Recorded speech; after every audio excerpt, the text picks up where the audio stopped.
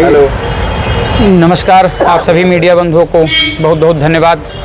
आप ये जो हमारी खबर जो मैं जो कहने जा रहा हूँ, जो बोलने जा रहा हूँ अपने देशवासियों से, अपने युवा साथियों से और अपने सभी सम्मानित जितने भी देश के जनता जनार्दन हैं, मैं उनसे कहना चाहता हूँ कि अभी जो फ़िलहाल देश की स्थिति है, अभी जो दिल्ली पे जो कुछ भी हो रहा है, दिल्ली जंतर मंतर पे धरने में जो भी हुआ, उसको सारे देश और इवन पूरा जहाँ कुछ भी मीडिया चल रही है वहाँ सब लोग देख रहे हैं, चाहे सोशल मीडिया प्लेटफॉर्म हो या आप लोगों के माध्यम से सारी खबरें चलाई जाए ना, सब लोग देख रहे हैं। और मैं भी काफ़ी दिनों से देख रहा था, क्योंकि मैं भी भारत का नागरिक हूँ और मेरे लिए सर्वश्रेष्ठ मेरा पहला जो है वो भारत ही है कि मैं भारत देश के लिए सेवा करूँ। तो मैं किसी संवैधानिक पद पे तो नहीं हूँ, क्योंकि मैं एक यूथ हूँ और मैं ना किसी पार्टी में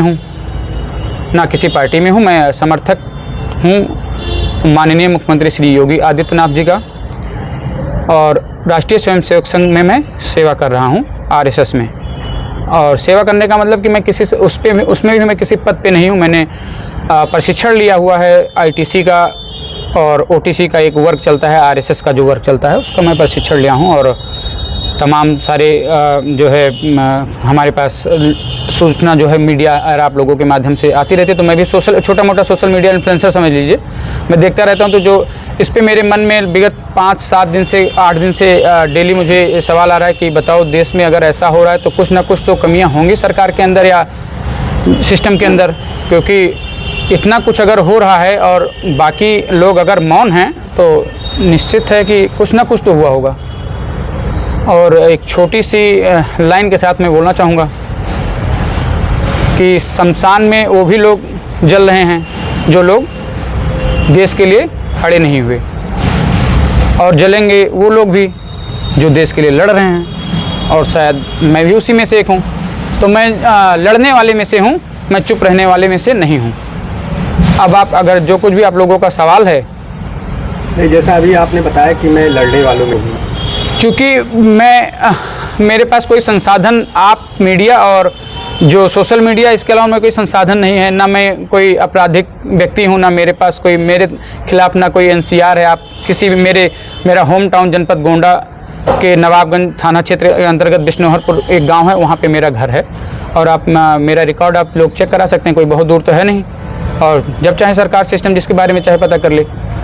तो मेरा कोई आपराधिक बैकग्राउंड है नहीं, मैं एक सामान्य परिवार, मेरे पिताजी किसान हैं और मेरा फैमिली बैकग्राउंड किसान से ही है, क्योंकि हमारे बाबा भी किसान थे, हमारी पीढ़ी किसानों से जो है वो गन्ना के किसान है। बेसिकली हम लोगों का जो क्षेत्र है वो गन्ना के किसान है। और मैं इसलिए भी बोलना चाह रहा हूँ कि जो किसान वर्ग हैं हमारे पास, जो किसान लोग वर्ग हैं हमारे पास, उनके लिए मैं इसलिए बोलना चाह रहा हूँ कि जो गन्ने की कीमत है, जितना हम लोग मेहनत करते हैं, और जो मतलब ये सब मैं इसलिए नहीं लड़ने आ रहा हूँ, मैं ये बोलना भी नहीं चाहता, लेकिन आप लोग ने सवाल किया इसलिए मैं बोल रहा हूँ, क्योंकि गन्ने का कीमत 350 रुपये क्विंटल है। और मेरी बहन की शादी थी सन 2018 में, और 17 में जो है 17-18 में एक बहन की शादी थी, बड़ी बहन मेरी बड़ी सिस्टर थी, उनकी शादी किसी तरीके से निपटाया गया, और 23 में मेरी छोटी बहन की शादी थी। तो गन्ने की कीमत लगभग 10-5 रुपये कुंटल बढ़ी हुई थी, तो वही रेट था।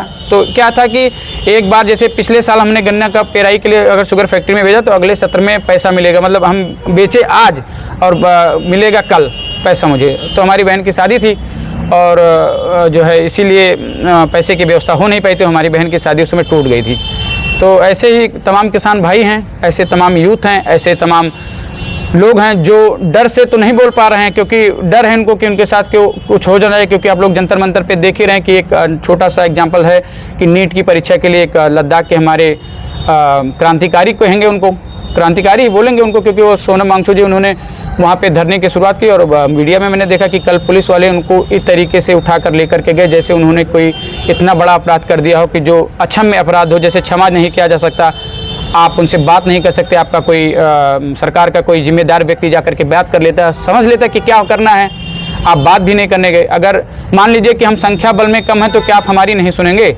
आप देश के मालिक हैं, आप देश के प्रधानमंत्री हैं, आप देश के लिए सब कुछ कर रहे हैं और अच्छा भी कर रहे हैं, लेकिन तो क्या हम लोग अगर कोई सवाल उठाएंगे तो उसका कोई आप लोगों के सरकार के द्वारा कोई जवाब हम लोगों के पास नहीं आएगा? यही मेरा सवाल था और मैं आपको मीडिया वाइड दे रहा हूँ, शायद मैं भी टारगेट हो जाऊँ।